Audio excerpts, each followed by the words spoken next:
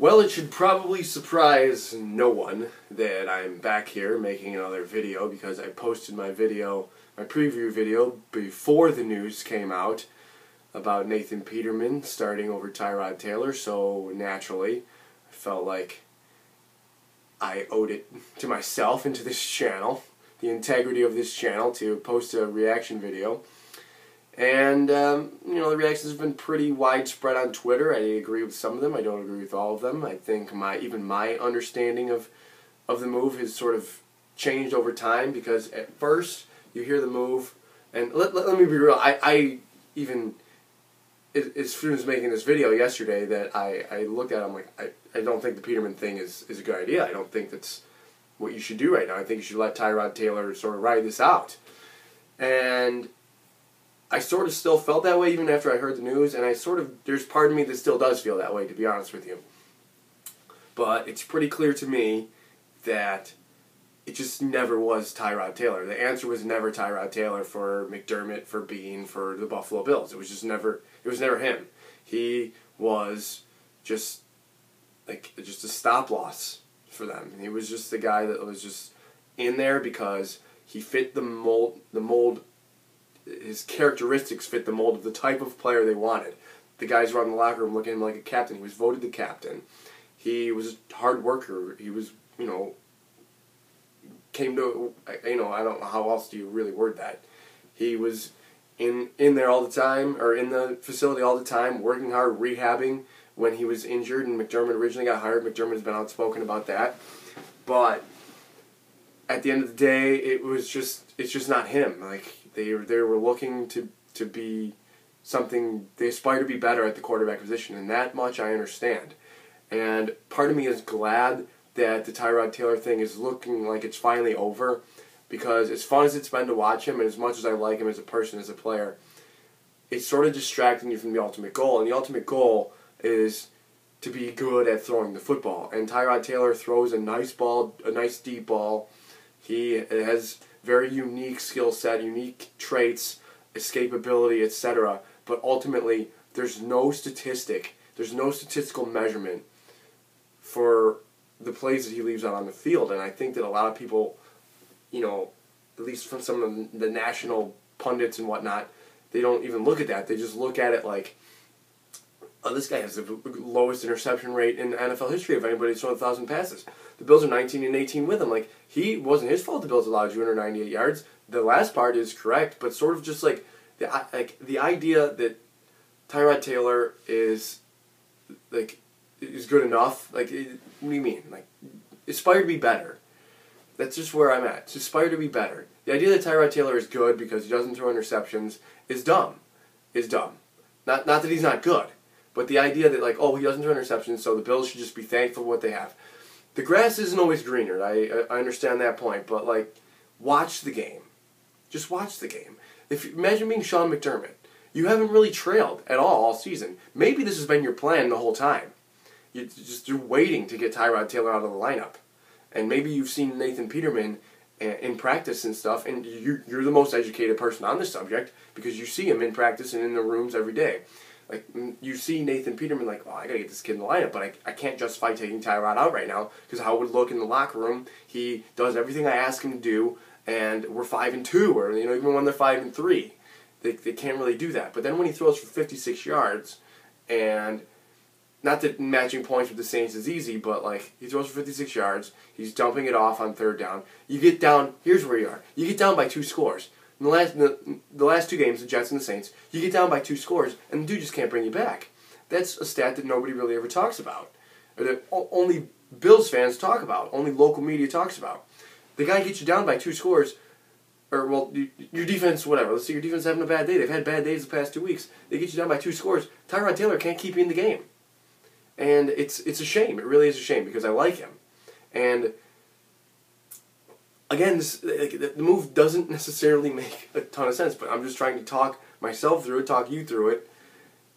It does make a little bit of sense. I get it. It's just that the timing is just so weird. You're in the middle of the playoff race. You're 5-4. You're in a playoff spot, and you're going to go to a 5th-round rookie? I trust the process, right? I hope Sean McDermott and Brandon Beane know what they're doing. I'm going to trust that they do. Because they're the most educated people on Nathan Peterman, on Tyrod Taylor. Honestly, they are. They're with them every day. And it just goes back to it seeming like Tyrod was never really their guy in the first place. Maybe they just could not wait until he wasn't their guy, or they were just begging for an excuse to take him out of the lineup because of the way that they preached about character and whatnot, and they just couldn't do it.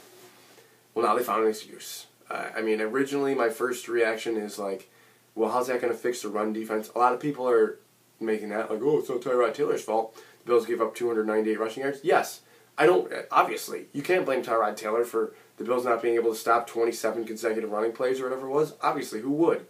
But sort of at the same time, equating those two things is really, you're trying to make it look like a dumb move. You're saying that because you want the Bills to look stupid. I don't want the Bills to look stupid, obviously. But like a lot of people, at least nationally, putting that out there, who really just watch the highlights, look at the box score, see the Bills win. Oh, Tyrod Taylor doing this. Here's all these metrics that show Tyrod Taylor are cool and good and whatever. But they don't watch the game. You don't watch the all 22 and see the throws he leaves out on the field and see like the yards, the first downs he leaves out on the field. There's like 31 other quarterbacks that have fewer 3 and outs. And those kinds of things drive coaches insane. They drive fans insane. They drive everyone insane. You can't just be going 3 and out, like especially when the other team's just moving the ball methodically down the field against your defense. There has to be some sort of response, and that's what Tyrod Taylor lacked. He could keep him in the game, no problem. He wasn't always necessarily winning it for him at the end, but when the games were close, he was good, pretty good. He had some great games. He honestly did have some great games for the Bills. Even as recently as Oakland, as recently as Tampa Bay, he had great games for the Bills. But then you see 2 games where it's just not working for him, and then they get down by multiple scores, and their Bills are dead in the water. And like you just can't be like that. You have to aspire to be better. That's the point I'm trying to get across.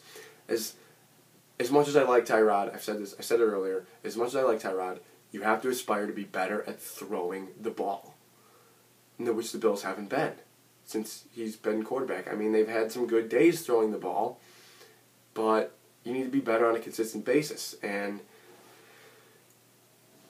again, the timing is weird. Like, are you dismantling your own season by throwing a rookie into the lineup? Trying to say that like the idea that he was drafted low, so he might not be a good player is a thought, but it doesn't mean he's not going to be a good player. Just because history might not be on his side doesn't mean he's not going to be good. I think that he demonstrates, Peterman does, a lot of good qualities in a quarterback, a lot of the intangibles, I feel like. It doesn't seem like he gets too up or down on anything. He gets the ball out quick. Scouting reports coming out of college were like he likes 3-step drops, bootlegs, play actions. He sells the play action very well. And like that's what our offenses run, that's what it is.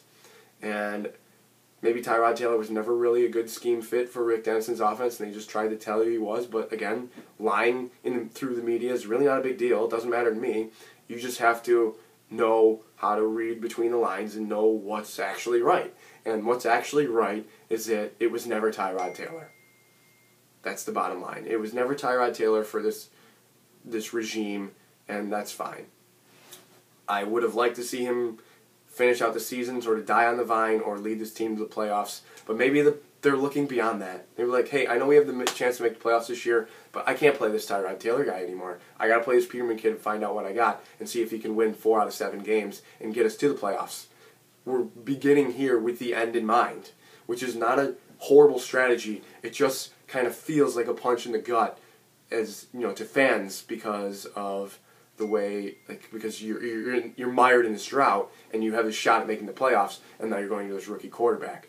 But that doesn't change the ultimate goal of trying to be as good of a team as you can be. Nate Peterman might bring that. I hope he's good. He better be good. He better be, because I think that Tyrod had a shot maybe at bringing this team to the playoffs. So anyway, I want to know what you guys are thinking. I want to hear what you guys have to say. Hit me up on Twitter. My Twitter handle is the same as my YouTube username. I know there's hot takes being spit left and right, so let me hear them. I want to hear what you guys have to think. Go Bills.